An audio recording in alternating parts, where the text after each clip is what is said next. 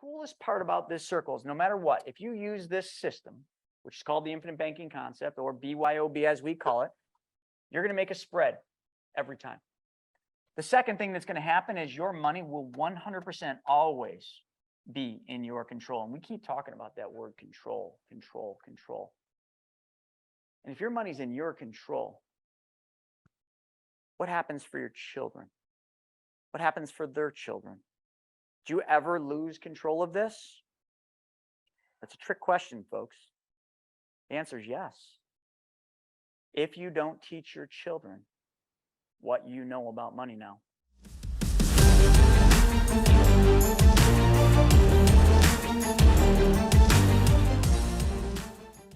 What's up, everybody? Another week of Wealth Webinar, but today we're going to do it different.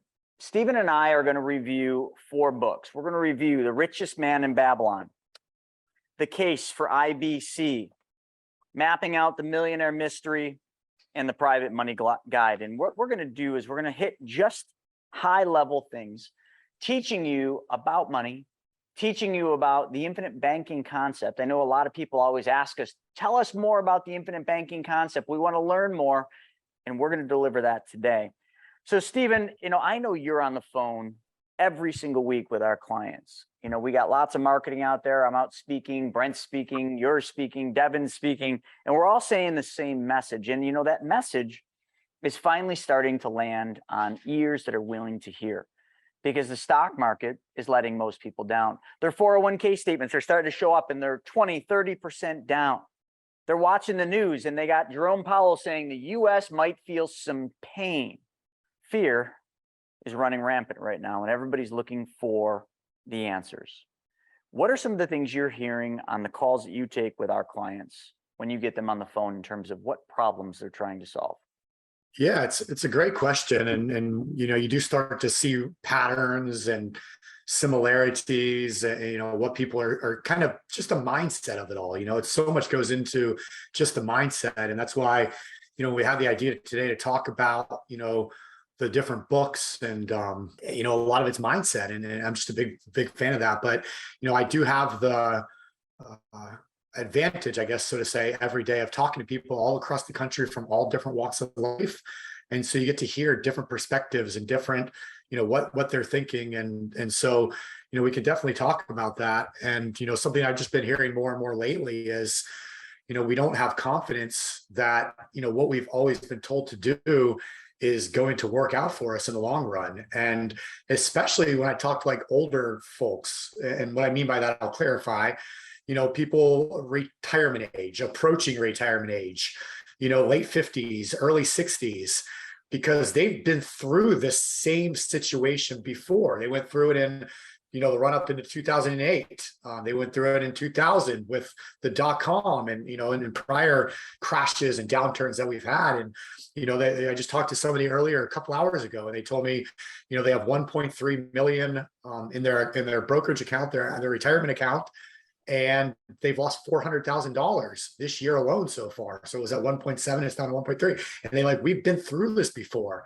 And so finally we're learning right now to take back control. And they have 2 policies. They're moving all their money to self-direct, but they're taking back control because they've seen it before. And one of the things that worries me, well, when it comes to younger people, you have the worry that they've never been through it before. So they don't know what can happen, and they're going to get broadsided, run over by a bus, hit by a truck, whatever you want to call it. The good news for young people is technically they have the time to allow the markets to come back. They have time to build back up.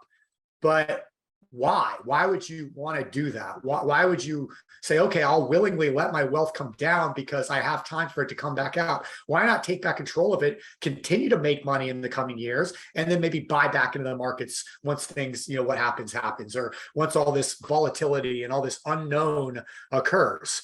And those are the, and that's what I like to see is the young people that are out there reaching for something more. So that's why I love like somebody like Mr. Burr, like Devin Burr on our team, has such a great reach to the younger generation through TikTok and through Instagram. And he's leading by example, showing people like, this is what is possible. This is how you can do it. And you don't have to be part of that group, because we know that even if you're young and you weather the storm. You just over time, you're going to gain your wealth back. We know that that still does not work. How do we know that? Because the Social Security Administration tells us that 95% of people in this country are not going to be able to retire the lifestyle in the way that they want to. Chris, you were an advisor for 16 years. You saw this firsthand. You would meet with clients that were struggling. I was an advisor firsthand. So I saw it. I would meet, you guys have all heard my story, and I would talk with people. And that's what killed me about being an advisor, was breaking those dreams, taking them back to reality. So even weathering that storm that everybody's like, oh, it's fine because I'm young. It doesn't matter because of things like the drawdown effect, because of things like it never stops. So there's just so much importance. And I am starting to hear more and more of it right now. Oh, I'm noticing my 401k dropping, or, hey, I see rates going through the roof, or I see all, everybody else's bills are being paid, but I'm not getting any relief. They're getting their student loans paid off. Great. That's awesome for them. But what about me? I racked up $80,000 in credit card debt since the pandemic started. I lost my job. Where's my payoffs? I'm not able to buy a house because rent is doubled in the last 2 years, and I can no longer qualify because my debt to income's out of whack. Like, there's just so many things I'm hearing of more and more. I mean, we've been talking about for almost 3 years now, Chris, but finally now that people are starting to say, yeah, now I see exactly what you guys have been saying because it's affecting my life. So the timing could not be better, to be honest, right now. I couldn't agree more. And, the thing we really thought about for today's training, we've been doing lots of trainings. Many of you joined us last night to learn how to become your own bank using your retirement funds, the qualified money that you have. It can't cross over into this. And today we're really going to hit on 4 basic principles and 4 basic things that each and every single one of you can. And it's all outlined in these books. This book, if you haven't read this book, folks, it's such an easy read. It's under 100 pages. The audio book will take you 3 hours, so it's just a flight away from you finishing it. It was written a long time ago, and it's written in a tongue that may be foreign to some of you, but that's why I suggest the audio book. It's just a little bit easier to digest. It's called The Richest Man in Babylon, and it's literally about the richest man in Babylon. Now, if you don't know, Babylon was the wealthiest city in the world back in its day. And this is before Christ. And it talks about the richest man in Babylon and his journey. And everybody's talking about him and that. And 2 guys, one wagon maker and another guy who was just a musician, went to his house and just asked him, how did you get so wealthy? And he goes on to tell that story. And that's what we're going to talk about today. And it's great because as it says here, it's entertaining tales of merchants, tradesmen, herdsmen. Now, I know that doesn't relate to a lot of you, but that's no different. Instead of merchants, maybe it's, you just picture whatever it is you do. All of the different people in that age are the same as the people today. You see, wealth hasn't changed. It hasn't changed since before Christ till now. The rules, the laws, the principles that apply to building wealth in your own family have not changed. It's just become more and more convoluted. It's always remained a secret. And I think what this book does a great job of doing is really explaining to you a simple path to success. My next book that I'm writing, which will be my 4th book, and it's untitled at this point, but it's a book to my daughter. My TEDx talk, which is going to be called Rethink Money, is a letter that I wrote to my daughter about exactly what the 6 laws of wealth are. And those 6 laws of wealth were derived from The Richest Man in Babylon. So we'll be covering that one. Another book we're going to cover that some of you may have read, it's another super easy read, big text, about 125 pages in total. It's called The Case for IBC. How to succeed from our current monetary regime, which is perfect for right now, one household at a time. And I'm going to go over just a couple quick lessons in that book. We're going to talk about the book that Brent and I wrote, Mapping Out the Millionaire Mystery, which really gets technical, and it's an extension of Nelson Nash's original Becoming Your Own Banker. And then we're going to tie it up with a pretty bow, and we're going to talk about the Private Money Guide. And the Private Money Guide, we're going to really hit that one because that's going to tie into Private Money Club. And one of the things that every one of you should really start becoming at least knowledgeable in and maybe take a liking to is being the bank. And being the bank means you have to mimic what a bank does. And if you're going to mimic what a bank does, well, you better learn how to lend money, because that's what banks do and that's how they make money. So what I thought I would do here is I thought, Stephen, we would just dive into The Richest Man in Babylon as the first book that we're going to talk about. I've read this book 5 times. And then this morning, I knew the book. So I went through and I just hit a couple high level parts of this book that I want to really just kind of call out. So let me get to the first one here. And this is chapter 5, page 47. And it's called the 5 Laws of Gold. Now, back then, their money was gold. Today, our money is fiat currency, as you are all aware. Like, this is our money today. Back then, it was gold. So again, the tongue's a bit heavy. But what I want to do is just read the opening part, and then I'm going to go in and I'm going to explain this to you. But here it goes. A bag heavy with gold or a clay tablet carved with words of wisdom. In other words, would you take a bag of gold, or would you take somebody telling you how to build wealth on a clay tablet?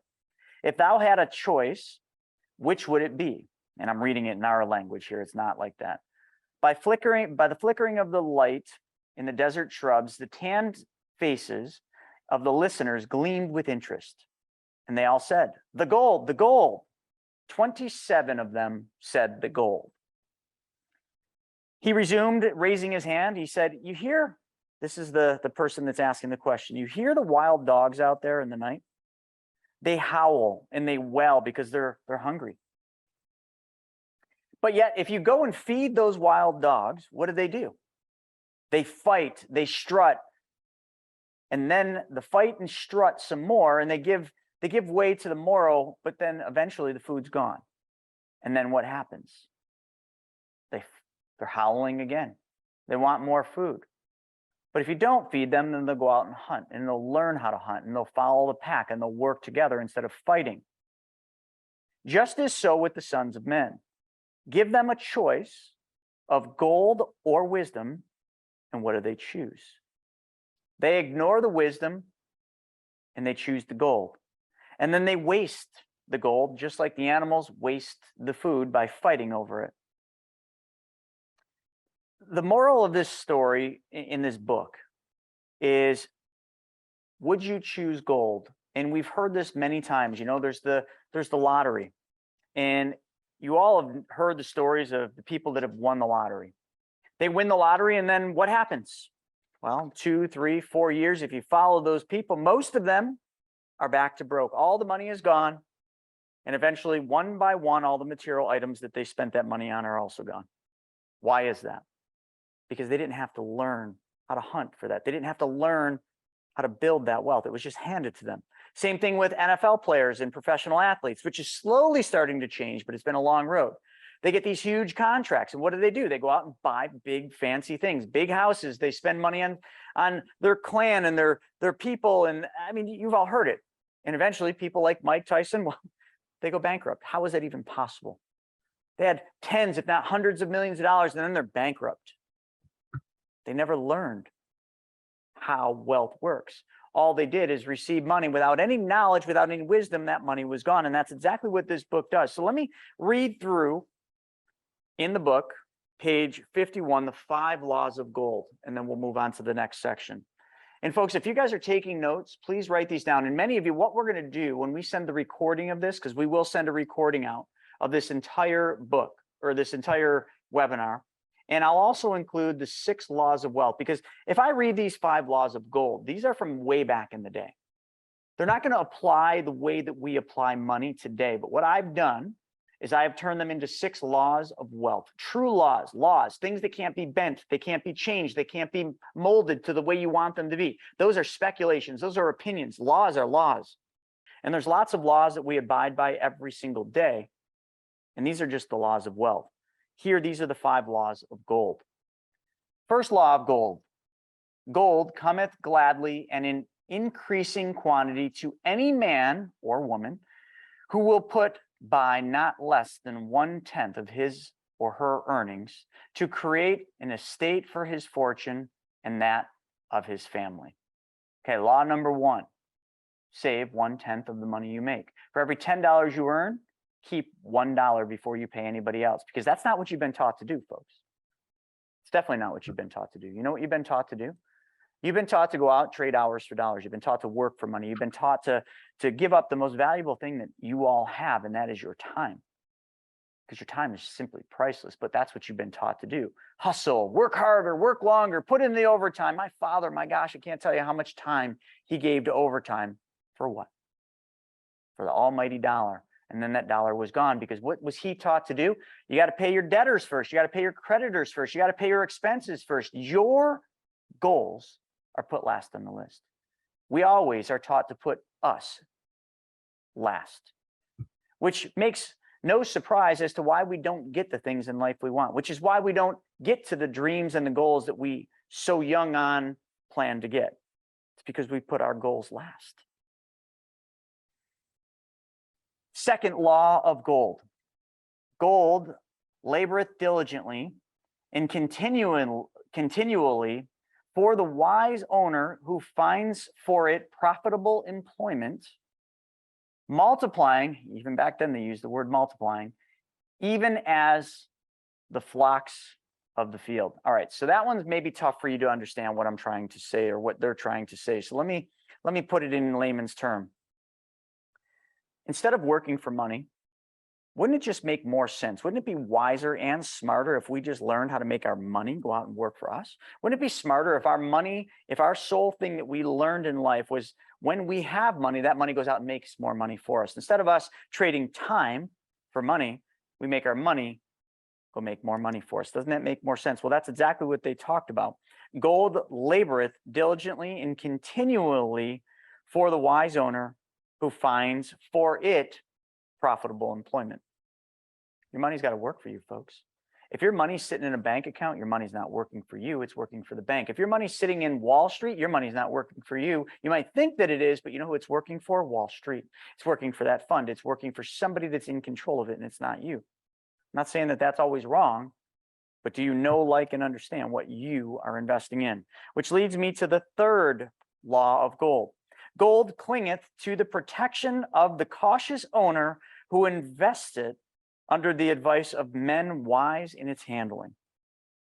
So what this is talking about in my interpretation is protect your wealth. Gold clingeth to the protection of the cautious owner who invests it under the advice of wise men in its handling. So in other words, the people that you invest your money with, are they wise? Do they have wisdom through failure? Do they have wisdom through time? Is it the only thing that they do? Are they truly a specialist and an expert in what they do? I will tell you and make no two ways about it. Me and my team, Stephen, every one of us, we are specialists. We do one thing and one thing real well, and that is called the infinite banking concept. Make no two ways about it. Don't come to us to buy term insurance. Don't come to us and ever say the word IUL, because you will get a hard, fierce lesson as to why not to do that. We are the experts, which is why you're here. But also you need to be an expert in something. What is it that you're good at? What is it that you're the best at? And that is what you should invest in, because you should invest in things that you know, like, and understand. That was my interpretation of this law. Moving on to the next one, the fourth law of gold. Gold slippeth away from the man who invested in businesses or purposes with which he is not familiar or which are not approved by those skilled in its keep. If you invest your money with people who are not skilled in its keeping, in other words, who are not skilled in what they say they are, your money's going to go. And my interpretation of this is anybody that invests their money seeking unrealistic returns, your money's gone. It will flee you. It will leave you. And if you invest with people that tell you they're going to be able to make you unrealistic returns, and I don't mean to hit anybody below the belt, but do you remember when crypto was running hot? 40s, 50s, and then 60s. Everybody was a crypto expert, weren't they? Until there weren't. Now, how many of them do you see around? Outside of Spencer Montgomery, who's always been true to the calling and the mission, how many of those gurus in the crypto space do you hear anymore? Not too many. And it's great that you put those up there. And the very last law of gold is probably a very, very important one.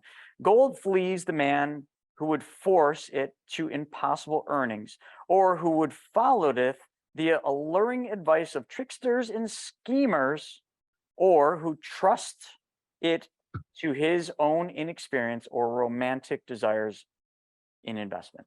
So essentially what that's saying is if you seek unrealistic returns, your money will flee you. So you get it. Those are the 5 laws of gold. Somebody put them up here in the chat, and I believe that was probably Stephen. So yeah, there it is. So these are the 5 laws of gold as written by my father. I do proclaim them to be of greater value than gold itself, as I will show by my continuance of my tale. So this whole section of this book talks about the richest man in Babylon's son, who was sent off with gold and the tablet. And he lost all the gold because he didn't abide by the laws of gold. And then he went on to learn it, and he applied the laws of gold, made all the money back, became extremely wealthy, came back to tell the tale, and then took over the inheritance of his father's money. So these are some of the most valuable things. There's another section in this book, which we're not going to go deep into, that's a really good one. It's chapter 8, The Camel Trader of Babylon. So I'm not going to read all of these, but I want you to read this book. It's very easy. And then The Luckiest Man in Babylon goes on to talk about luck is not real. Luck follows opportunity. So with that, that is The Richest Man in Babylon, and some very important things you can take out of that. And the most important lesson I'll give you from that book, and why I wanted to open with it, is if we simply put away emotion, if we simply just put away all the noise, the FOMO, the speculation we hear every single day, and we just focus on pure laws when it comes to wealth, which we will email you the 6 laws of wealth, because I know that the way that that's worded is sometimes hard for you to articulate it in your mind. We've just translated it to 2022 from the times of Babylon and made it much simpler. But if you just apply those, life will be so much easier. Making wealth will be so much easier. And you will be a much better and wealthier person, because you will live to learn, you will live to give, you will live to protect your wealth, you will live to not seek unrealistic returns. You will always focus on paying yourself first and saving 1/10 of the money you earn before you give it all away, because we don't want to stay on the financial hamster wheel. We want to live our own lives, which doesn't involve the following systems that you're plugged into today. So, Stephen, anything you want to say about that book?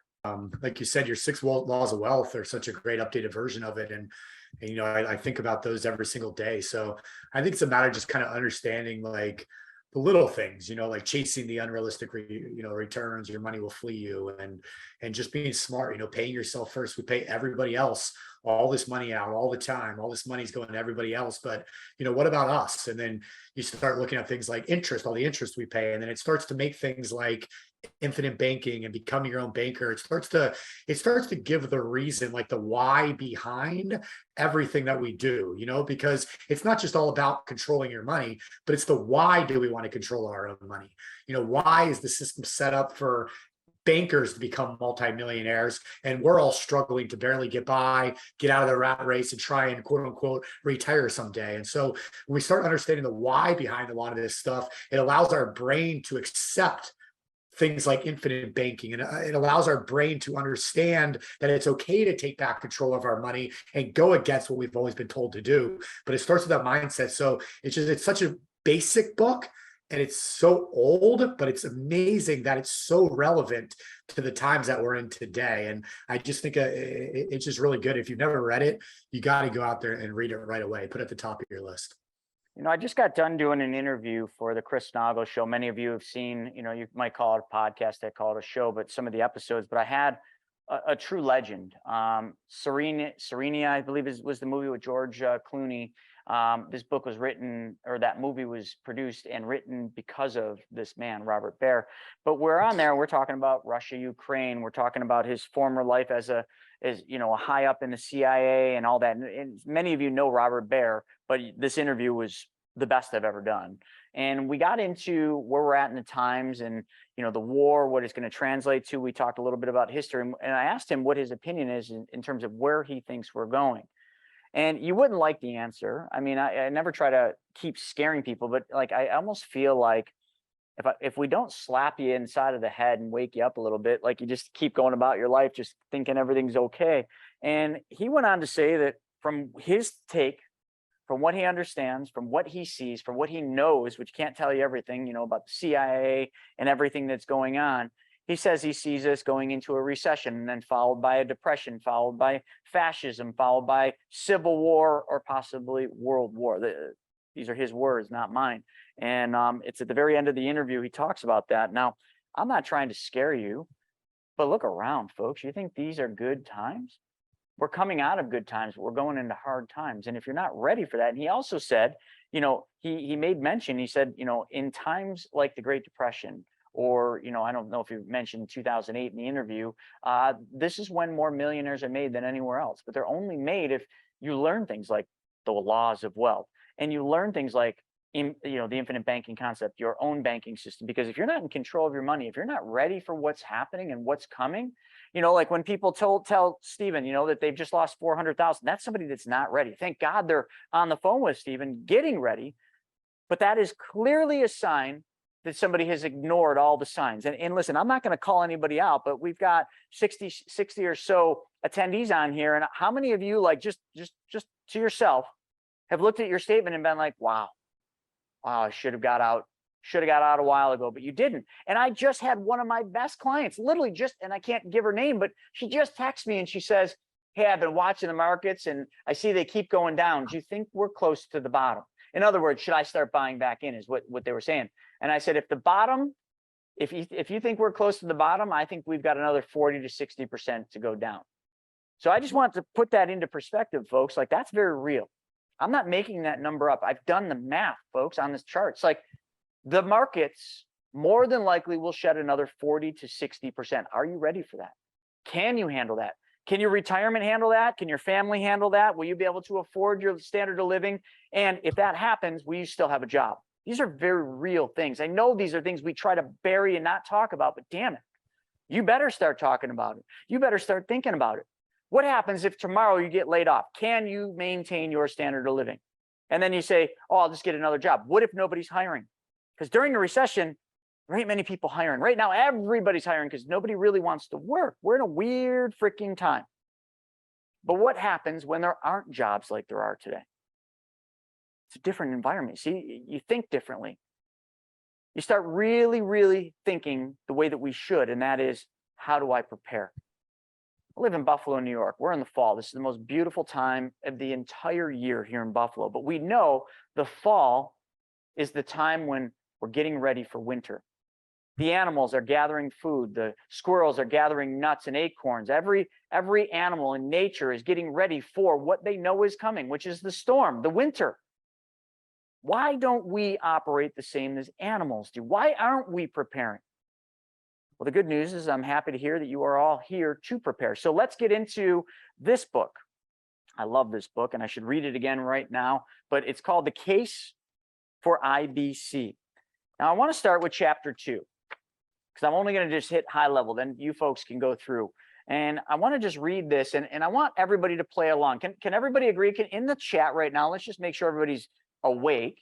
In the chat, can you guys help me with this section? Because this is kind of like going to be a role play thing. Can you, if you can, just in the chat put yes.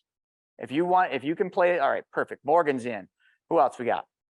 Katie, Linus. All right, perfect. So you guys are listening. Wonderful. All right, I'm going to pin myself up here, because what we're going to do is we're going to talk about the perfect investment. This is right out of this book. All right. So as you know, the entire purpose of this book is made for the case for IBC. Now, fair warning, what we're going to say in the coming chapters runs against the conventional wisdom as exposed by the financial gurus on TV and the radio.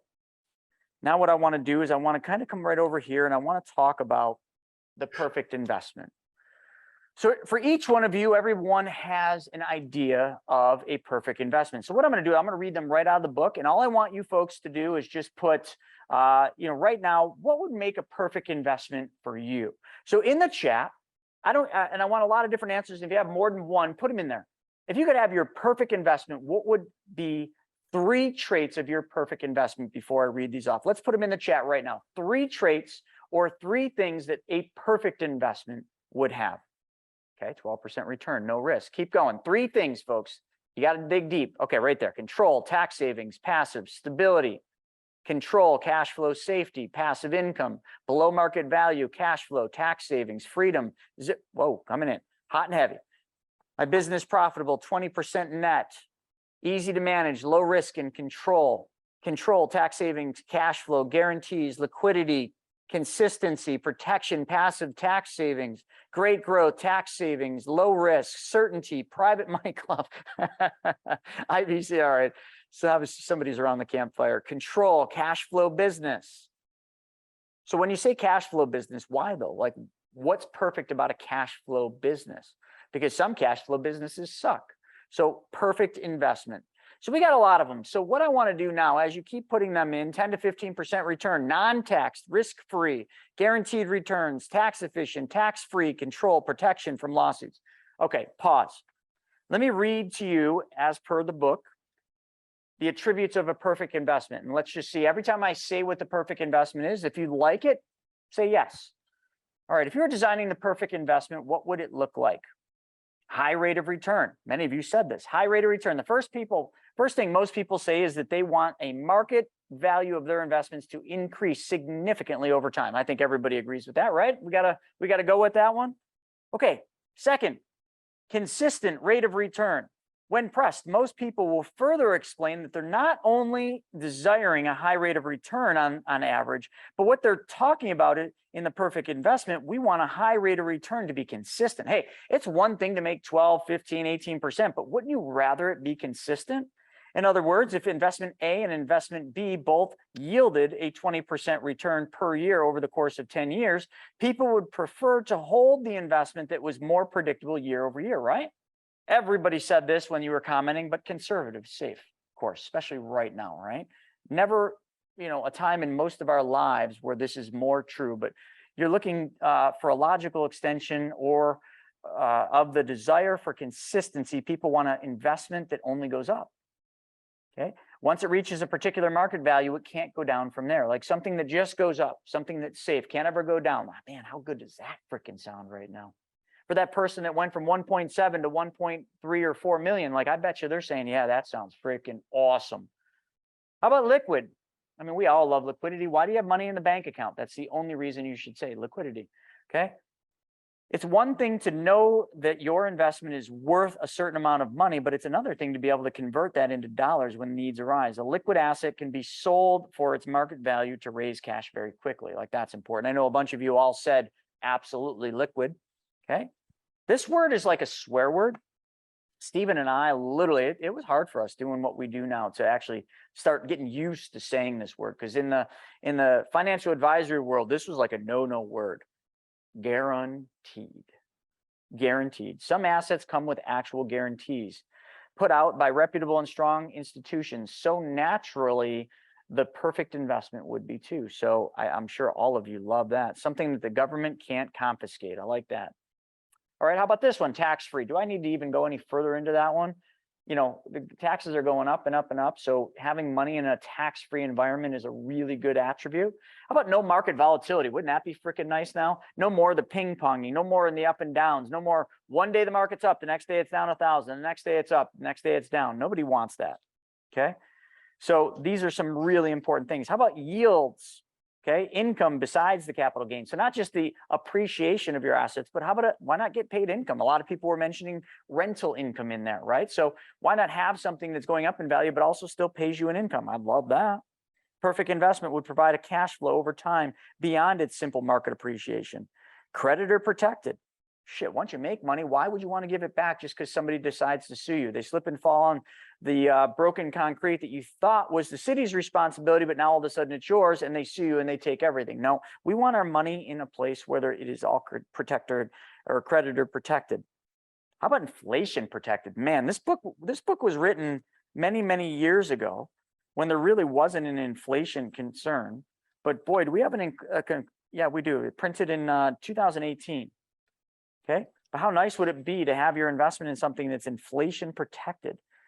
This is similar to no market volatility, just as the investor wouldn't want the hypothetical asset to drop when the stock market crashes. On the other hand, we want our perfect investment to increase in value to keep pace with price inflation. Control. I mean, how many times do Stephen and I say that word, control? This is related to liquidity. People are very familiar with investments that have no control over their money. 401ks, CDs, some annuities with surrender charges. I can keep going on and on and on of all the places you put your money where you don't have control of it. But it would be nice if you did have control, right? If you controlled it end to end. How about transferable? Put your money something, and when you want, you can transfer it to a trust, transfer it to a loved one, transfer it to someone else. That's important. How about easy to manage? Any of you like difficult to manage things? You get that thing when you sign up for the new job, or you just got hired and you got to pick all the investments for the 401k, and they're like, well, we can't give you any advice. Good luck. Oh, if you want, you can call the advisor line and they'll help you figure out your risk tolerance. But wouldn't it be nice if it was just easy to manage? The learning curve to do it wasn't hard. You just had to just do instead of think. That would be a lot easier, right? No hidden fees or penalties. God, love that. Mutual funds buried in fees. Annuities, don't even get me started. IULs, holy shit. We could do an entire thing just on the fees, hidden fees, and the penalties you face in IULs. Those are never fun, right? And you know, the problem with hidden fees and penalties is when you don't know about them, it's not a problem. But then all of a sudden you learn about them, then you're pissed. You're like, why wasn't I told about this? That never makes you happy, does it? Reputable. How about something that's reputable? We want the thing to be legal, right? But we also want it to be reputable. Private, key word. What if it was the perfect investment would be somewhere where it's totally private. Nobody needs to know about it. Nobody can look it up. The government doesn't have to see it. You don't have to report on it every year. Pretty freaking sweet. So we can wrap up our spitballing session at this point. Perhaps the reader, can you think of any more attributes of the hypothetical perfect investment? But that's pretty good, right? Would you say we got a lot of them? When they're talking about all these things, it's pretty interesting because there is one place that we could deem as the perfect investment. But what if it's not an investment at all? What if the perfect investment wasn't an investment? Because an investment involves risk. What if the perfect investment didn't have to have investment at all? What if it was just perfect? Well, do you know what that is? It's just everything that I just said there. Every one of those attributes is describing a dividend paying whole life insurance policy. Now, I know all of you have heard at one point or another from the gurus that whole life is the worst place you can put your money. But if you took the whole life, which is only one piece of the equation of what we're going to get into in a little bit, and you applied the become your own banker part, the BYOB, where you actually use the infinite banking concept and this machine, this perfect thing that we just said, I'm not going to call it an investment. Now all of a sudden you got something really freaking powerful. And there's a lot of other things here that we can go into. Chapter 6. Okay, I want to just hit one line in chapter 6. It's called the gold standard and whole life. Now, this is a good one. Historically, the average household used life insurance as a savings vehicle. The great Austrian School of Economics or economist Ludwig von Mises in 1949, treatise Human Action writes matter-of-factly, for those not personally engaged in the business and not familiar with the conditions of the stock market, the main vehicle of savings is the accumulation of savings deposits, the purchase of bonds, and life insurance. Listen, folks, that's 1949. That's 1949. I'm going to go on one step further, and I want to advance time from 1949 to 1986, which is an interesting time in this industry because this is a time of tax reform. We're going through some tax reform now, right? This is a time of tax reform. So targeted to increase, this is what this Tax Reform Act was, targeted to increase corporate taxes, sound familiar to what they're saying today? Increase capital gains taxes, sound familiar to what they're saying today? And broaden the tax code, basically eliminate tax shelters. Sound familiar to today? This is 1986, folks, not 2022, but boy, can't really tell the difference, can you? So let's see. Set off a wave of nationwide business and personal bankruptcies that were tied to real estate. Coming to a theater near you. Collapse the commercial and residential real estate markets. Well, we'll see what happens. Okay, set off a stock market crash. Black Monday, October 19th, 1987. If any of you remember, that was a doozy. Okay, I'm just 1986 here, folks. Wealthy individuals ran for better protection. Where do you think? Can anyone tell me where you think wealthy individuals ran to when the stock market crashed on Black Friday, when commercial and residential real estate crashed and collapsed, when there was a wave of nationwide business and personal bankruptcies tied to real estate? Where do you think people went? Okay, right there, permanent life insurance, whole life. So let me read you. This is right from this, okay? I'm not making this up. Single premium whole life insurance policies. Now, I want you to key in on one thing, single premium whole life insurance policies. Now, something in 1986 was very different than it is in 1922. So this is what the act said. For the tax benefits, uninterrupted compounding interest, control and access to its cash values. This immense infusion of cash into these policies caused Congress to declare all single premium whole life policies to be modified endowment contracts, MECs, on June 1988. I remember learning so much about this. with penalties and tax restrictions similar to qualified plans, 401ks, IRAs, 403bs. To avoid the MEC ruling, the IRS established a new rule, the 7-pay test, to discourage premium payments that would result in paid up policies before age or year 7. The conclusion of this is that was the standard for American households through the 1950s. This was a standard in the 50s. Your grandparents that were in the 1950s, whole life insurance was a standard to their financial savings plan. It just was. Okay. And after the late 1980s, Congress had to take action and discourage rich people from putting so much of their money in permanent life insurance. How does Dave Ramsey explain that one? I'm just asking for a friend. You see, this is all in this book here. And the thing I want to explain is, if back then when the stock market was crashing, real estate was tumbling down and everything was falling apart, why in the world would everybody rush into this vehicle? Do you think they understand those things we went over with the perfect investment? Of course they did. Now, folks, I'm just building a conclusion as we get into what the next sections of this book would be, but they get into the infinite banking concept. So the number one thing that we all need to learn, it's, I know the infinite banking concept's a bit of a hot word right now. A lot of people talking about it. We've been talking about it for quite some time now. But the reason the infinite banking concept is so important for you and your family is simply because it allows you to take back the banking functions in your life. It literally allows you, with your money and with your savings and with the things you're doing, to literally do what a bank does and take back control of the things that you've given up control. As things have gotten really good, as the stock market's gone up and everybody's gotten kind of weaned into putting their money in the markets, like everything seemed perfect. Why would you ever put money in a whole life insurance policy that only pays me 6 when I can put money in all these awesome stocks and make money? Well, that's good. There's ebbs and flows to everything. And I'm not saying that was wrong in the 80s, 90s, 2000s to put money in the stock market, but there is always a time where you need to start rethinking money. And this is the time.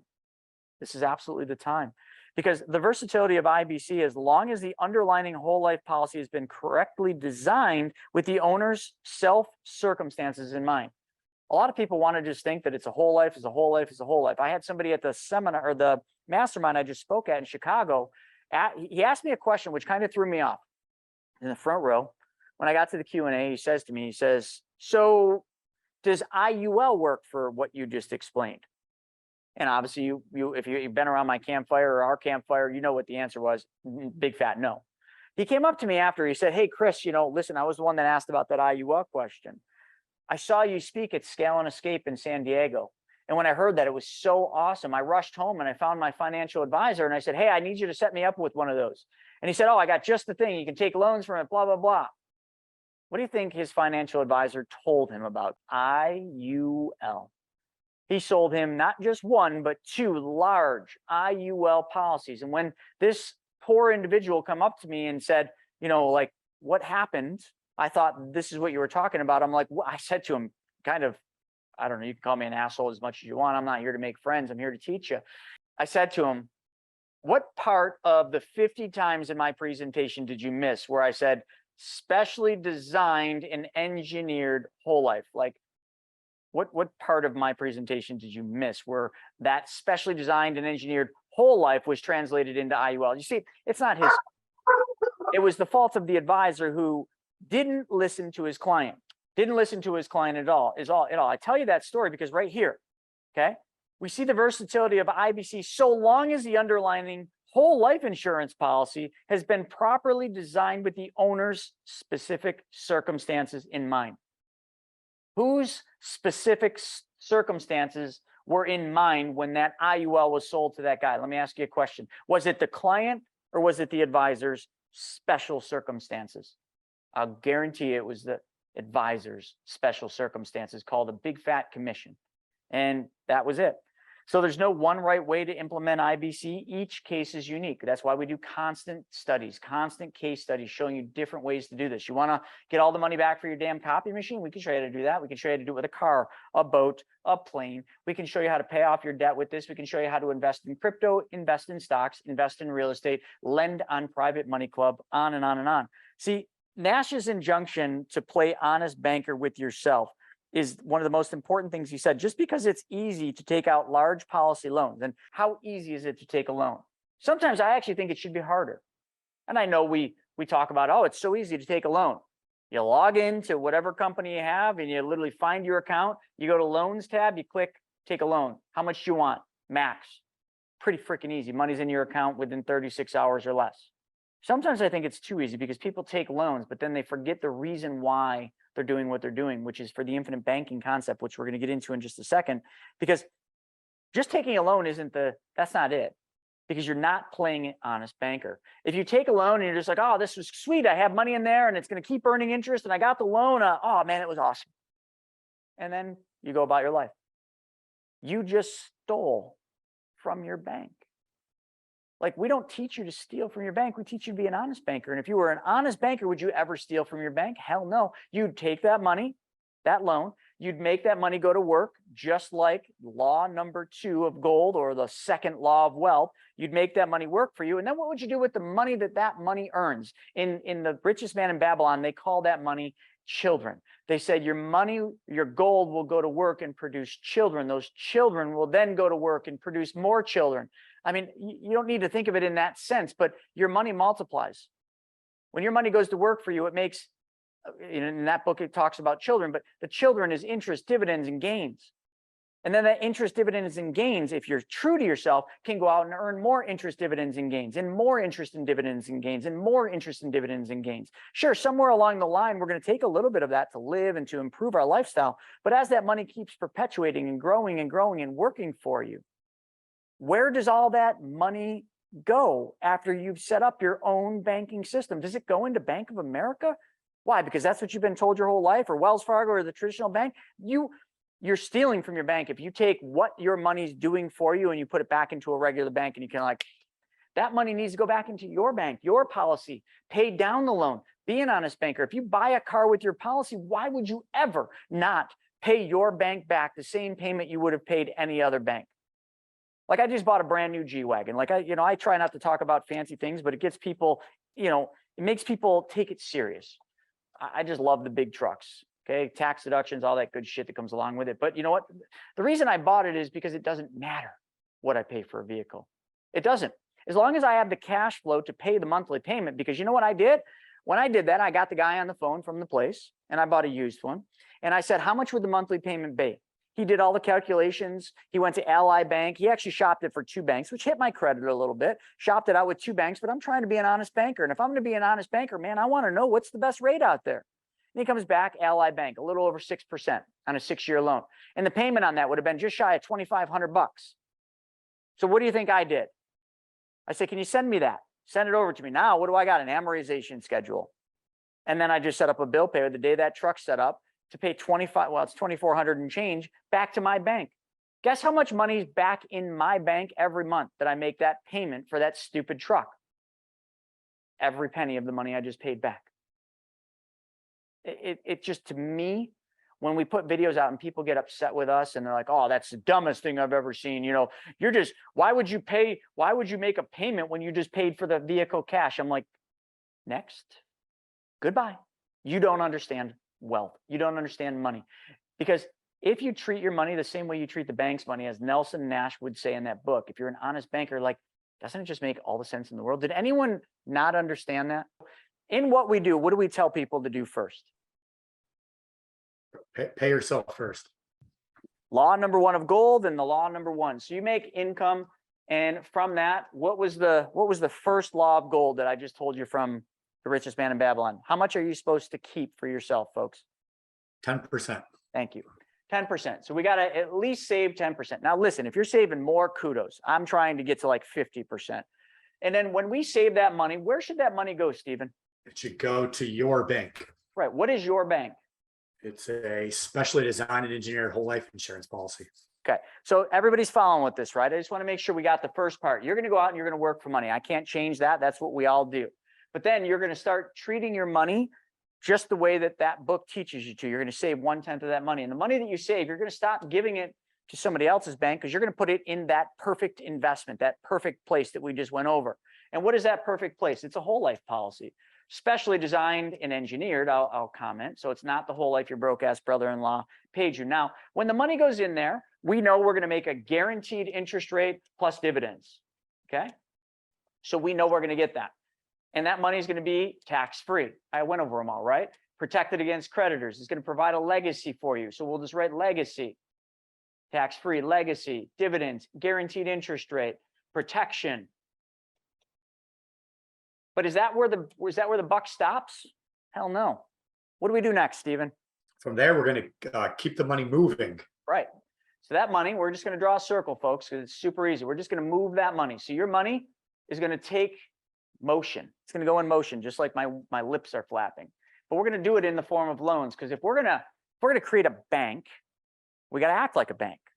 So when you take money out, we're going to take loans. Does everybody know why we're taking loans, not withdrawals? Because some people would be like, oh, loan, bad. I don't want to pay it back.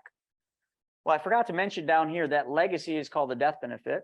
And there's nowhere in the whole life contract that says that you can't use your death benefit when you're living. So no matter how much money you have, your cash value becomes the collateral for the death benefit. So as long as you've got cash value, you can take that money out in the form of a loan against your death benefit. And the coolest part about doing it this way is very simply, if your policy, and let's just put some numbers, let's just say your policy's dividend and interest is, let's just use 5.2%. Okay, that's not the highest, but let's just use that. And when you take a loan, the insurance company charges you 4%. If we were doing gross, what's 5.2 minus 4? 1.2%, right? Did everybody get that? Yep. Okay, what is this called in banking terms? When a bank pays you 1 and they charge you 6 for that car loan, what is that called? The difference between what they pay you and what they earn. That's right, spread. You guys are getting it. This is your spread. Because if you own a bank, you should treat your money should operate just like a bank's money does. And this is how a bank's money operates. A bank just makes a spread. Because you just changed where your money went, every time your money goes into motion, it's making a spread. And the best part about the spread, folks, sorry, I get so fucking excited about this, is your spread, unlike a regular bank, your spread goes up every single year. It can never do anything else than go up. This is the coolest freaking thing. I get so excited about this. It only goes up. It might be 1.2 first year, but next year it might be 1.4. The next year it might be 2, then 5, then 10. Like, why? Because of math. That's why. Because of something Albert Einstein taught. When your money never leaves your account, because it doesn't, remember, the loan wasn't your money. Your loan was in advance of your death benefit. The only thing your money did is collateralize the loan. Therefore, you made a spread. So every time your money's in motion and not sitting in the account, that's wrong. Your money's never left the account, which means your money continues to earn compound interest uninterrupted. So every year, the interest you earned, 5.2, 6%, whatever it is, you're earning interest on the interest. And then every year that perpetuates, faster and faster we go. The spiral goes up, not down. It's pretty cool. It's the opposite of what you're used to. So you keep making a spread. Now, and I'm doing this just to kind of help walk you through the infinite banking concept, because it is this simple, folks.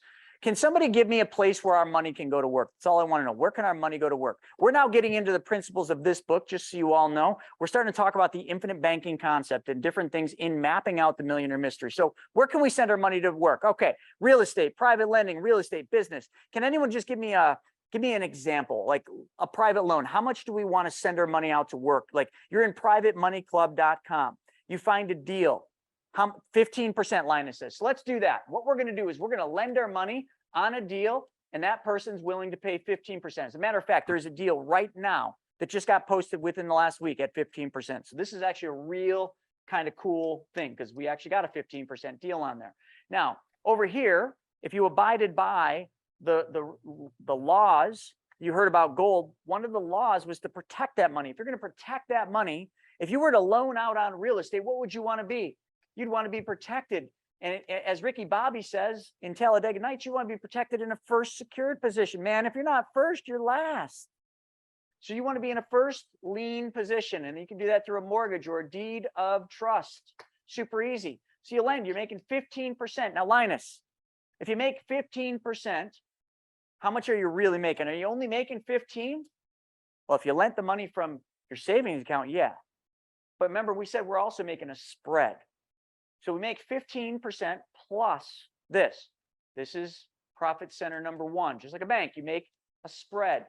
This is profit center number 2. Holy cow, magic just happened for some of you. You guys should crack some popcorn, crack of beer or some Coca-Cola. You just learned how to make money twice instead of once on the same freaking dollars. And all you did is change where it went first. But see, now we got to go one step further. Linus, where's that money got to go after you make it? Because you're going to make 15%. I'm not going to guess where that is. Is that money going to go back into somebody else's bank? You're going to let that money come out of your system?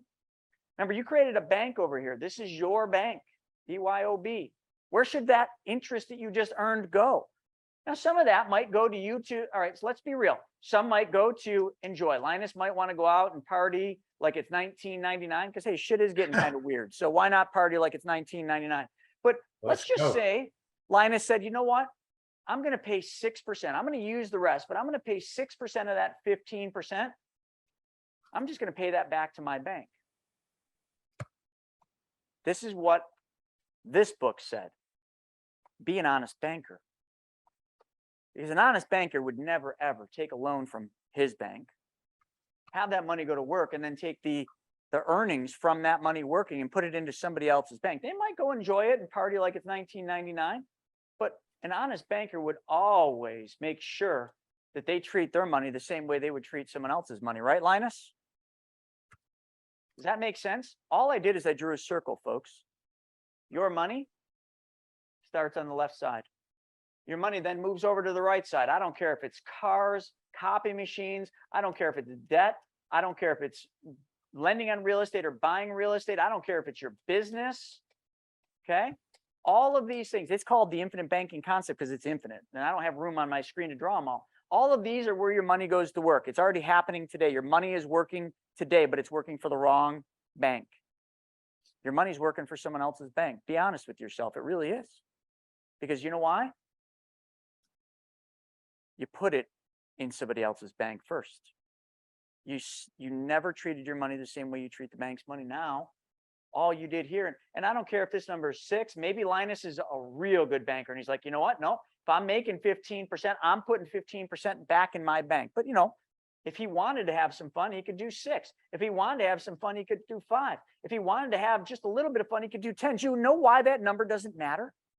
Stephen, why does it not matter how much that number is? Because Linus is the banker, so he sets the terms. There is nothing complicated until you overcomplicate it. And people do all the time. They get into the weeds. They get the illustration and they're like, oh, blah, blah, blah, blah, blah, blah, blah. Well, this and that, this and that. I don't understand.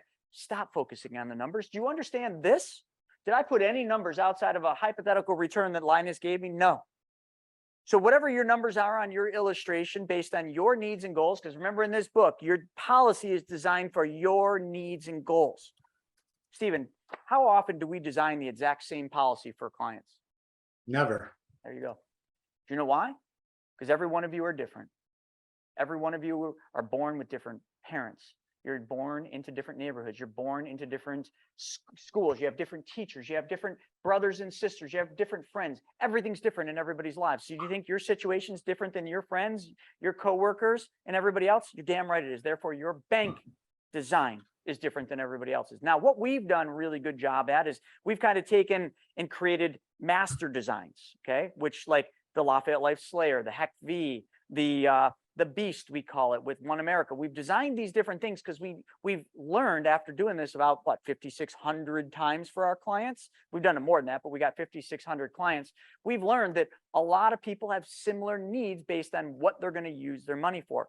Now, that doesn't mean their designs are the same. It just means that the modeling is the same. We have modeled what Nelson Nash came up with. And because of that, we've made it simpler for people to understand. I just want to make sure that everybody understands the circle. Because the coolest part about this circle is no matter what, if you use this system, which is called the infinite banking concept, or BYOB as we call it, you're going to make a spread every time.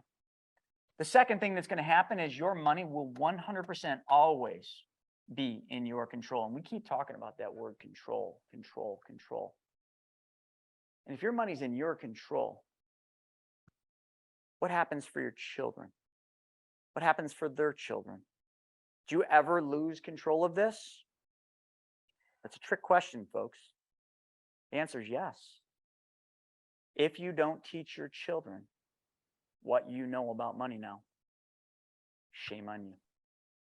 Because listen, like the biggest fault as humans we can say is we've done a terrible job of, especially lately, we've done a terrible job of teaching our children some basic principles.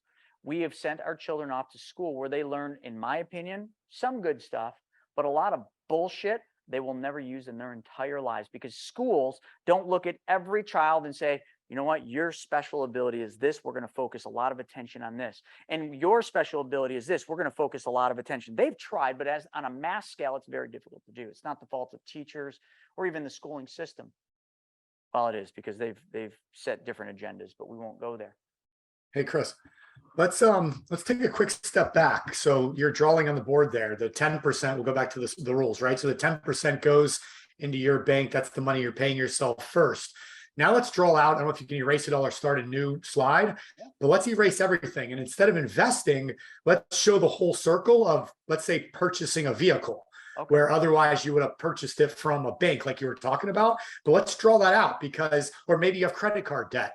So how we can use our bank to now eliminate all that interest that's right now going to make all the finance companies rich, when we can now pay ourselves that interest and make our families rich.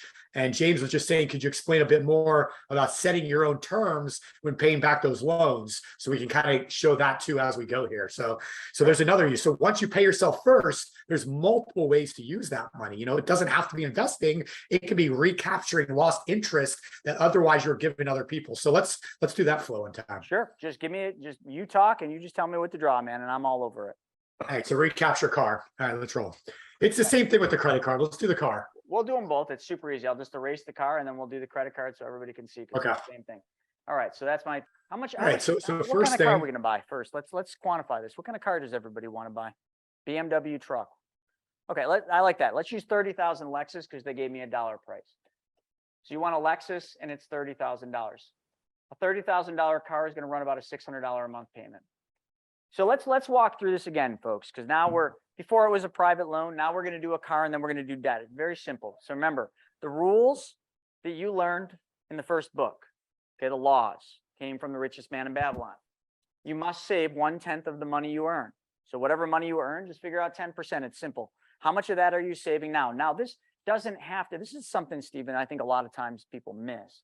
They're like, I can't save another 10%. No. We're not asking you to save another 10%. Where's your money going now? Are you saving money? Oh yeah, I'm putting money in a 401k. I save X amount. And at the end of the month, this much is left in my savings. That's savings, or checking, I should say, because most people don't use savings right now. Yeah, that's how much is left. So that, if it's 10%, you're good. Let's redirect it. Let's just change one thing. That's it. That's all we're doing. Every one of you can change one thing, and that is where it goes first. That's it. Not asking you to change where it stays. We're just asking where it goes first. And you're going to put it into your bank, specially designed and engineered whole life, as we've been talking in all the books, where you're going to earn a guaranteed interest rate, a dividend. I don't think I need to repeat all that, right? And then what we're going to do is, once we've changed the one thing, we're then going to buy this car, which is because of somebody saying they wanted a $30,000 Lexus. You can pretend this is a BMW truck too, if you want. Okay, so we buy this car. This car is going to cost $30,000. So one downside is the way we buy cars today. There's 4 different ways you can buy cars. You can pay cash. That's kind of what we're going to talk about here. Is the equivalent of paying cash for a car. But a lot of people don't pay cash because they don't have the cash saved. So they finance the car. Okay, if you finance the car, you're making principal and interest payments to somebody else's bank. If you lease a car, you're literally just renting the car, making principal and interest payments to a finance company, or you steal the car. I'll leave that one with you guys. But here, what we're going to do is the equivalent of buying the car cash. So this Lexus, we would have had to have saved $30,000. Now, a lot of people don't like that, and that's okay, because building wealth takes time. You might not have 30 grand to do this today, but if you understood this, wouldn't you start working toward it? Might not happen right now for the car you have, but wouldn't this work for your next car, your next one, your next one? If you can't get all the money back for the car you have now because you haven't saved $30,000 for the Lexus, wouldn't it be cool that after you're done with the car you have now, that you've saved enough, and then every car from the next one on the rest of your life, you get all the money back for it every time, and you never have to sell the car. You can just give it to your kids. Wouldn't that be cool? So I'm not saying this is an immediate need or fit for you, because some people are like, well, I don't have $30,000 to buy the car. Well, you could save, because that's what we're going to do. We're going to save 10%. And if you take your income times 10%, how long does it take for you to get to 30? I'll let you do the math. Some of you, not very freaking long. All right, so over here, you buy the car. Now, we already had asked, like I told you, the dealership, how much would this $30,000 Lexus be? And I don't care the way you do it. You're the bank. How much would it be to lease it? How much would it be to buy it, finance it? So let's just say a 5-year loan would be $30,000 or $600 a month. So because you borrowed the loan from your bank, the insurance company is going to pay you charge you 4%. But is anyone concerned about this? Because this seems to be the area where everybody gets hung up. Oh, it's 4%, it's 4%, it's 4%. Is anyone worried about the 4%? You guys are all saying no, but sometimes it's like follow the leader. Why are you not worried? That's right, because you're making a spread. Because over here, you're making 5.2 or 6%. So if you're making 5 or 6%, do you care if you got to give 4 back? Hell no, because you're making a spread. Just want to make sure we got that. See, keeping you guys on your toes. Now you buy the car. Steven, keep going now. So we bought the car. We took the loan for $30,000. And the loan was in advance of our death benefit. So our death benefit drops by $30,000. But who cares? Because we're not planning on dying tomorrow. And we got the car. Now what do we do?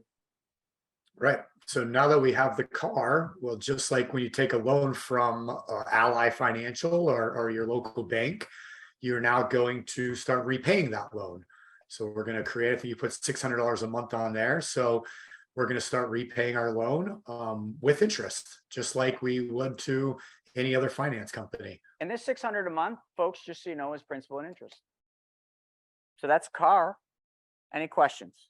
But go look, and here's where the key of this is not only does your money remain in the policy compounding, making that spread that gets stronger and stronger every single year, but go look up, at 6.5%, $30,000 over 6 years. It's a pretty significant chunk of change that you're paying in total interest on that loan. And so all that interest is now gone out of your life forever.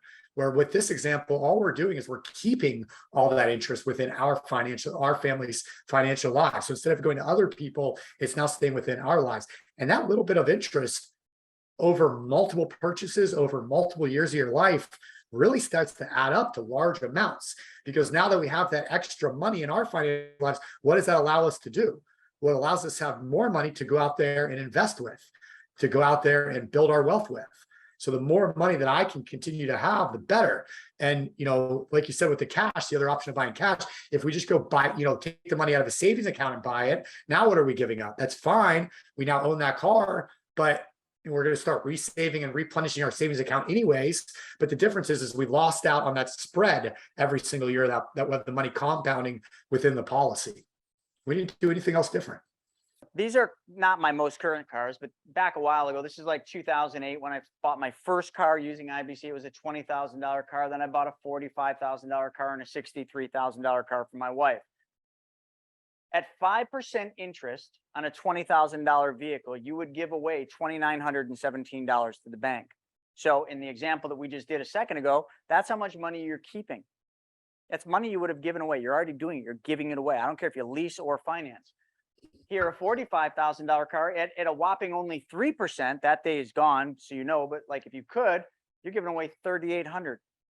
On my wife's Porsche, which was 4.5, when we had that car, 4.5, that's a $63,000 car. You're giving away $9,758. Folks, there are people that work really freaking hard, too hard to make $9,758. You just found a way to make it without working any harder.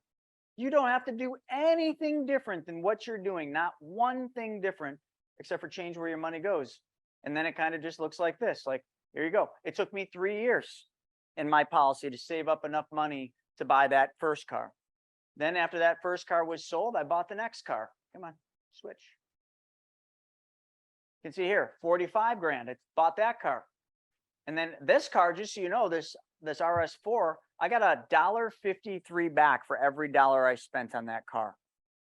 Okay, but that remember I said your spread keeps getting bigger. That's showing it, proof in the pudding right there. My spread got bigger because my money never stopped working and never stopped earning uninterrupted compound interest. Check this shit out. Sorry to swear, but like stuff's fun. This Porsche that I bought for Larissa, I wish I never sold it, but I did. This Porsche, I got $3.22 back for every dollar I spent. So I put $1 in my bank, I got $3.22 back. Why did it keep going up? And if I showed you the first G-Wagon and then the Maserati and then now the new G-Wagon, like every one of them would be bigger and bigger and bigger. Not because I did anything different, folks, but because of mathematics. That makes sense? Yeah. And this is all it is, folks. So no numbers. We're not putting numbers on the screen except for we're just emulating a $30,000 car. This is the math, remember? First one was $1.22 for every dollar. I put $1 in, I get $1.22 back. Then I put $1 in, I get three, whatever it was. I don't remember. So Michael's saying with the way money works today, you still need credit cards to buy things. I still have credit card after I pay them off. Hardly anyone uses cash. And you're right, Michael. I mean, I personally, I don't know about you, Chris, but I use credit cards for literally everything. I put the money on and then each month I pay them completely off. And if I need money, I'll pull from my policy and I'll run as much money as I can through the policy to pull it out to pay that off each month and then replenish the policy because A, credit cards are very safe. Your money's protected. If something goes wrong, they got you covered. And B, points and miles. I mean, they give you cash back, they give you points, they give you miles. So why would you not use credit cards? Absolutely. Somebody real quick, because we're running out of time, but I just want to do this because it's really easy. This is a unique situation. Who's this? JP, I think. Yeah, JP Johnson saying, show a policy with 150,000 dumping. So JP's got 150,000 bucks just sitting lazy in a bank account or somewhere else. So he dumps it in, he moves it from his right hand to his left because obviously, why not move it from wherever it's sitting to the perfect place, which we already described. So his goal is he's got a car. Now, if he had 150,000 dumping, and then let's just say on 115, let's say he's doing about 20,000 a year, because you can't just do a dumping and then nothing. But let's say he's doing 150 and 20. He didn't give us that number. But then instead of just paying the car off and paying the 5%, which would be, he didn't tell us, but whatever the 5% on this car payment would be, let's just say, instead of just paying the $500 or so a month back to his bank, like I just simulated, what he's going to do is he's going to go to privatemoneyclub.com, PMC, and he's going to find a lending deal on there at 12%. Lots of those. Chris Rude just put a deal up just 2 days ago for 12%. So he takes 150 grand from his policy, put 150 in, he takes 150 out, pays 4%, but he's making, depending on what policy, 5.2 to 6. And he puts it into something making 12. So right off the bat, he's making 12 plus a spread. So I don't know, let's do the math here. 150, sorry, I didn't have this one all done, but let's just figure it out. 150 times 0.12. That's $18,000 a year divided by 12. So this $150,000 loan on Private Money Club pays him $1,500 every month. By the math, okay? So he's got $1,500 coming in income. But then what he's going to do is he's going to take that $1,500 a month, and he's going to then, because he's financing the car. Now he's doing this a little different. Remember, he's going to finance this car with somebody else's bank. I'm sure we could find a better way to do this, but he's going to go to a traditional bank and finance this, and it's $500 a month. So this car is going to cost him $500. So what he's going to do, he's going to take the $1,500 he makes in Private Money Club, his money working. He's going to take $500 of it, pay the traditional bank for the car that he just bought out on his lease. And then what he's got the ability to do is take the remaining $1,000, put it back into his banking policy. Really smart. I want to do a case study, a real case study showing this. I've got a client, Carolina and Jay, who are doing exactly this, exact same model. So JP just showed this, and I don't know. There you go. I mean, Well, so back to the credit card thing. I mean, to me, the ultimate goal for people should be to have enough money in the policy to be able to lend out on passive income deals with enough money coming in from the passive income deals to pay all of your expenses, whatever your money is. And all those expenses are being paid with credit cards. So you're getting all your points and miles and everything. And then all that money is flowing right back into the policy. And you get that going. That way you're living truly on passive income where you're not working. You're not trading time for dollars to be able to live a lifestyle that you want to live. You still have your wealth being built and grown, protected in your own bank for the future, and you're able to do what you want with your life. And that's a great goal, in my opinion, for everybody that gets started with this stuff to be able to do. So Rob is just saying that he has some health issues. He's been waiting on an approval since the beginning of this year. Mass Mutual still in underwriting. Any recommendations there? Unfortunately, it's kind of a waiting game. But if it gets denied, we might have to borrow a life, find somebody else to insure. It's typically the only ways, kind of do what a bank does. They promote people to vice president in their Yeah, company. just So stay on top of, if Hannah's helping you, just stay on top of Hannah, Rob, and keep bugging her and every also week. Sandra, Sandra can probably help you a lot too. So Hannah or Sandra can help you get through that. And then, is there anything he can do for the time being, Chris? Would you recommend? Yeah. So Rob, for the time being, just make sure that you're saving money. Make sure you're just saving. You can save it in a checking account. And I know a lot of people like tell you, oh, that's a bad thing. No, you've got an end goal. So start saving money. If you have money just sitting there, I'd get it into private money club if that's something like, and understand or want to learn, and have that money start working for you, Sorry, let's say he was going to do a dump in. Let's say it was 100. I don't know Rob's policy or what he's doing, but if he had 100,000, let's say he was waiting to get into the policy until he's approved. Well, lend that money out now on a short-term deal, like a 3-monther, like with Root or something. And what you could do is once, and because you could even start the policy, get it in force, and then just get the dump in after. So you can get the dump in, after the initial starting of the policy, as long as we set it up that way from the beginning. So even if you lend it out, you get approved in 2 weeks. You can still start the policy with the annual premium or do monthly if you need to. And then as soon as that money comes back in from the short-term lending deal, then boom, you're ready to fund the policy and then do it again and again. Colleen says, took a loan for 50,000 from policy, invested at 12%, did not buy a car or house. How much should I pay back each month?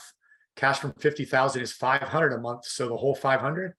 I think you kind of showed that before. Yeah, I did. After she asked. Colleen, I kind of set some rules with my banking system.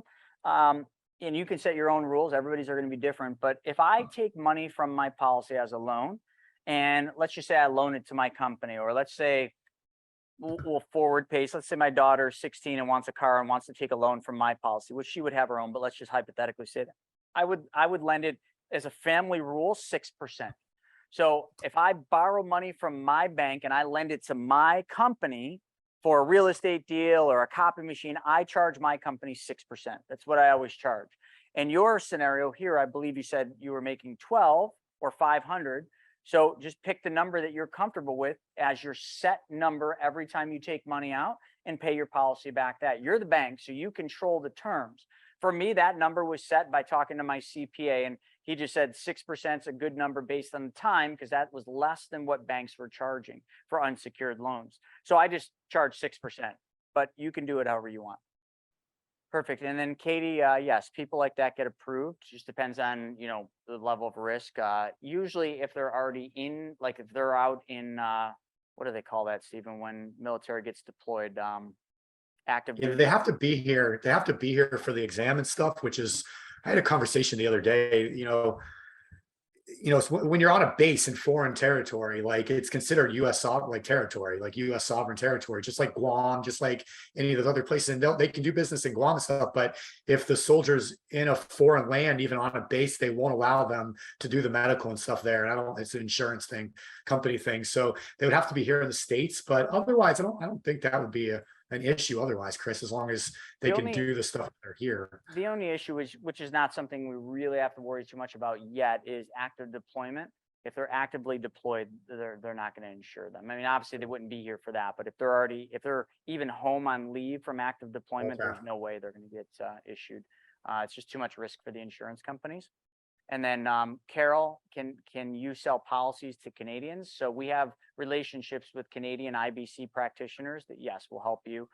We have one in the west coast of Canada and one over by Toronto.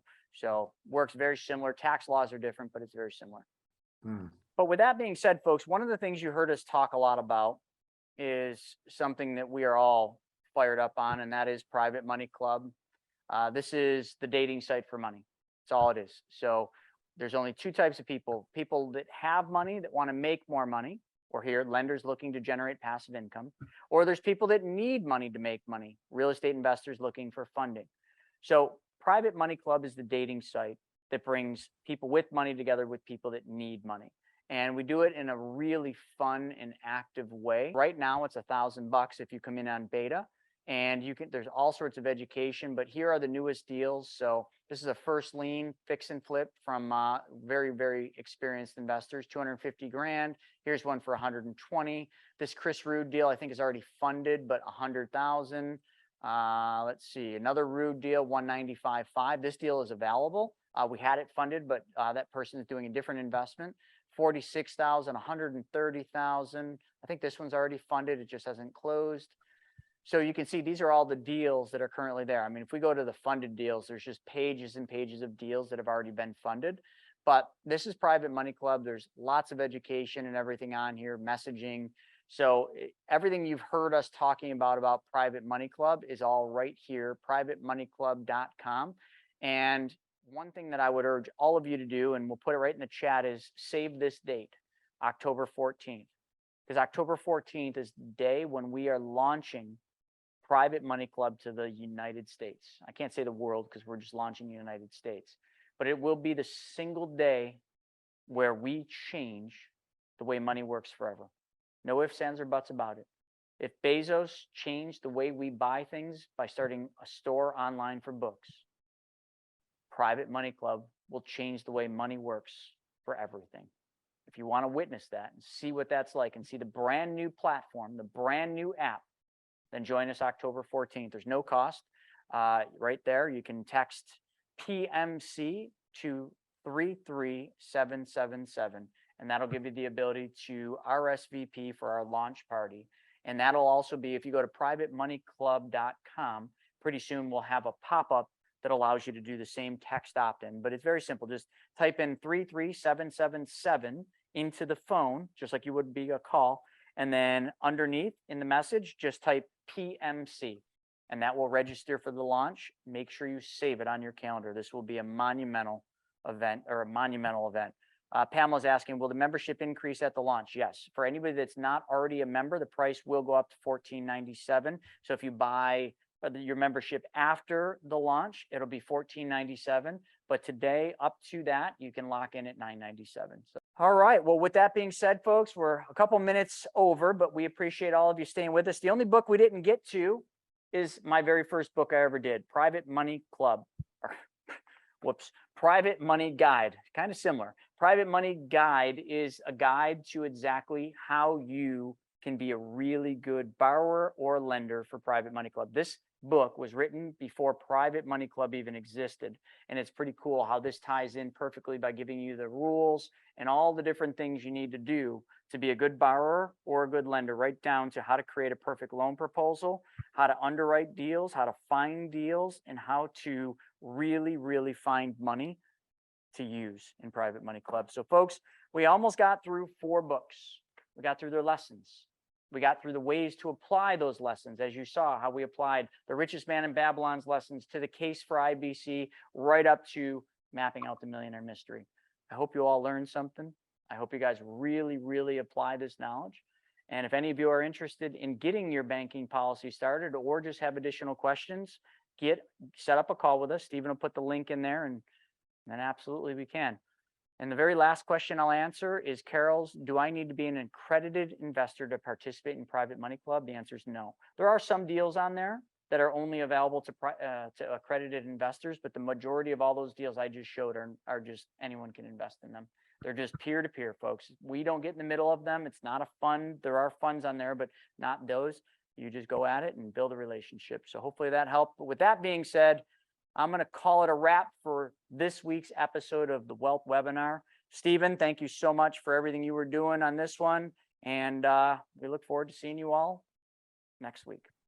Okay. Actually, why don't you just see us in a couple hours for the Ask Me Anything happy hour? We always have fun. So we won't have to wait till next week because we do 7 shows a week. So why don't you just join us in a couple hours for Ask Me Anything? We stream live on YouTube, Instagram, Facebook. So wherever you follow our stuff, just go there and you will see us. See you in a few hours. All right, so I hope you guys enjoyed that episode. We're putting up tons of them, but I think if you like this one, you'll probably like that video as well. Not only that, I've got a book that I created, Mapping Out the Millionaire Mystery, where we actually show you what the wealthy do in the game they play with money. I want you to have that for free. And if you want to know about all my new videos coming up, click that alert button, actually smash that alert button, and you'll be notified every time we put a new video. So we'll see you on the next episode.